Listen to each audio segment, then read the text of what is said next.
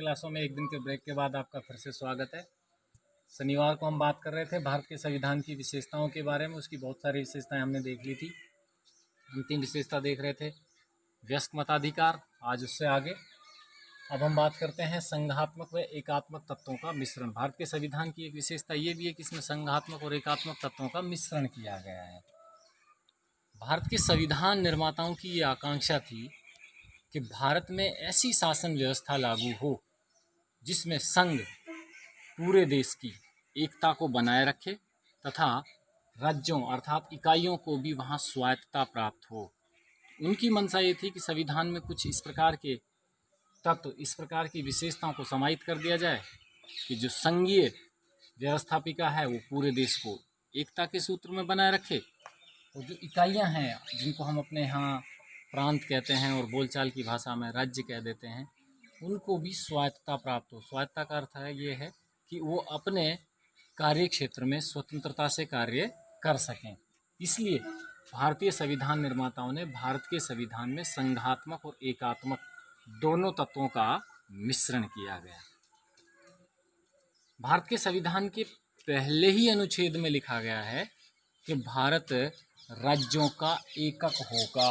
भारत राज्यों का एकक अर्थ होता है संघ, अर्थात भारत में इकाइयाँ होंगी और उनका संघ होगा भारत।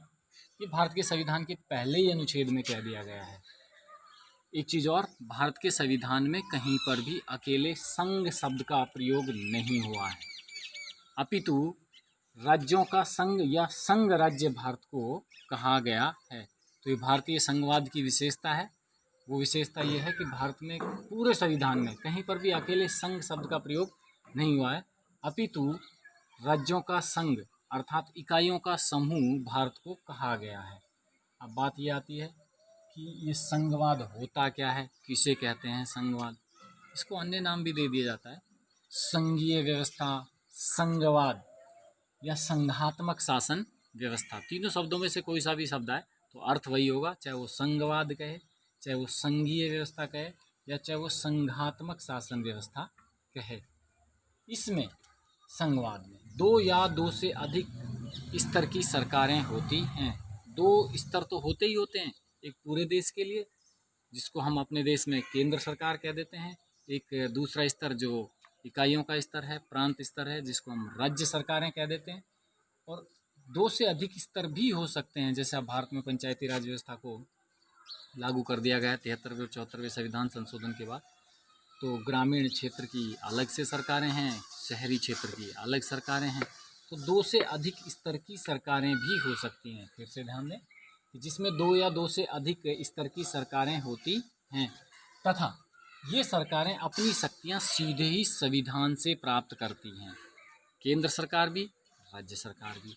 इसको हम इस प्रकार से भी व्यक्त कर सकते हैं। ये देखो, ऊपर संविधान, ये शक्तियां केंद्र सरकार संविधान से प्राप्त कर रही है। प्रांत अर्थात इकाइयों की जो सरकारें हैं वो भी शक्तियां कहाँ से प्राप्त कर रही हैं, संविधान से। इसका सबसे अच्छा उदाहरण अगर आप दोगे तो हम अपने भारत को ही दे देंगे। दुनिया में सबसे अच्छा उदाहरण भारत है। अगली बात, हमारे यहाँ केंद्र को शक्तिशाली बनाने के लिए संविधान निर्माताओं ने कुछ प्रावधान किए हैं। जैसे राज्यों का पुनर्गठन करने का अधिकार केंद्र के पास में है। इसी प्रकार से देश में जो आपातकालीन उपबंध हैं वो केंद्र के पास में है। जब राज्य आपात लगता है तो राज्य की शक्तियाँ केंद्र के पास में आ जाती हैं। अवशिष्ट शक्तियाँ जो हैं वो भी केंद्र के पास में है। अवशिष्ट शक्तियाँ वो शक्तियाँ होती हैं जो संविधान की तीनों सूचियों में शामिल नहीं होती हैं। संघ सूची, राज्य सूची, समवर्ती सूची, ऐसी तीनों सूचियों में जो विषय शामिल नहीं होते हैं वो अवशिष्ट शक्तियाँ होती हैं, वो केंद्र के पास में। तो हमारे यहाँ केंद्र को शक्तिशाली बनाया गया है, हालांकि राज्यों को स्वायत्तता दी गई है। उसके बाद हम बात करते हैं एकात्मक व्यवस्था। इसमें भी दो या दो से अधिक स्तर की सरकारें होती हैं, लेकिन ध्यान रखना प्रांतों की सरकारों का अपना अलग संविधान होता है। इकाइयाँ जो होती हैं उनका अलग संविधान होता है। पूरे देश का अलग संविधान और फिर इकाइयों का अलग संविधान। और जो पूरे देश की सर्वोच्च शक्ति होती है इकाइयों के ऊपर भी और राज्य के ऊपर भी अर्थात देश के ऊपर भी, वो राष्ट्रपति के पास में होती है। इसमें एक लाइन हम और ऐड कर देंगे इसका जो उदाहरण होगा वो सबसे बेहतरीन उदाहरण है अमेरिका।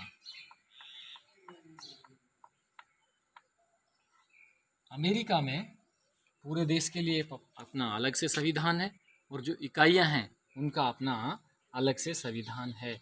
लेकिन जो इकाइयों की शक्तियां होती हैं उन शक्तियों के ऊपर भी राष्ट्रपति का पूरा नियंत्रण होता है। तो ये संघात्मक और एकात्मक तत्वों का मिश्रण भारत के संविधान की एक विशेषता है। इसमें से 2 प्रश्न तो अलग अलग स्पष्ट बनी जाते हैं। वो आपसे संघात्मक व्यवस्था का अर्थ पूछे, वो आपसे एकात्मक व्यवस्था का अर्थ पूछे, तो आप दोनों को स्पष्ट कर देंगे। और आज के लिए इतना ही, धन्यवाद। बोर्ड पर जो लिखा है उसको आप उतार लेंगे।